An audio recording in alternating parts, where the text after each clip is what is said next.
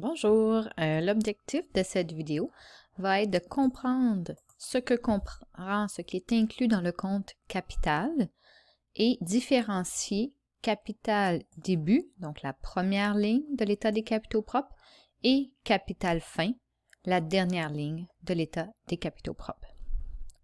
Donc, pour expliquer ce qui est inclus, ce que représente le compte capital, j'ai fait un petit état des capitaux propres d'une entreprise de plusieurs années. Donc, on peut supposer ici que l'entreprise a été créée en 2022. Donc, au début de 2022, le solde du compte capital était de 0 parce qu'il n'y avait encore eu rien qui se passe dans l'entreprise, aucun apport, aucun bénéfice net. Pendant l'année 2022, il y a eu des apports de 6 000 $, des retraits de 1 000 et l'entreprise a fait un bénéfice net de 60 000. Donc, à la fin de 2022, le capital de l'entreprise était égal à 65 000. Donc, le capital début, plus apport, moins retrait, plus les bénéfices nets. Donc, on voit ici que le capital fin, il comprend quoi? Exactement les lignes qu'on voit dans l'état des capitaux propres. Les apports, retrait et bénéfices nets. Les apports qu'on voit dans la colonne de 2022, c'est les apports de l'année 2022, donc les investissements des propriétaires dans l'année 2022. J'ai fait d'autres années, donc par exemple l'année 2023. Au début de l'année 2023, cette même entreprise-là, le solde de son compte capital au début est égal à 65 000. Donc, il n'y a qu'un seul compte capital. Donc, si on a une entreprise individuelle, on n'a pas plusieurs propriétaires. Donc, il n'y a qu'un seul compte capital. Et le solde de ce compte-là au début de l'exercice, ou la valeur qu'il y a dans ce compte-là au début de l'exercice, c'est 65 000. Dans ce même compte, à la fin de l'exercice, il y a le compte capital aura une valeur de 130 000 après avoir fait l'écriture de fermeture qui ajuste le compte capital.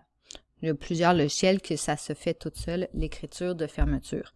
Mais il n'y a pas deux comptes, il n'y a pas un compte qui s'appelle capital début puis un compte qui s'appelle capital fin. Il n'y a qu'un seul compte et ça, c'est le montant qu'il y a dans ce compte-là au début et le montant qu'il y a dans le compte à la fin après l'écriture de fermeture.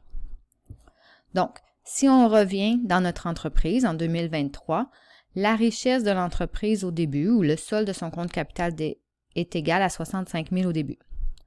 Dans l'année, j'ai toujours mis les mêmes montants d'année en année. Il y a eu des apports, des retraits et l'entreprise a fait un bénéfice net de 60 000. Le solde du compte capital à la fin, ça va être égal, il y avait déjà une richesse de 65 000 au début, plus pendant l'année un investissement des propriétaires, moins les retraits, plus un bénéfice net. Donc là, je pense bien que vous suivez bien qu'on commence l'année avec le solde le capital début d'une année, le capital fin de l'année précédente.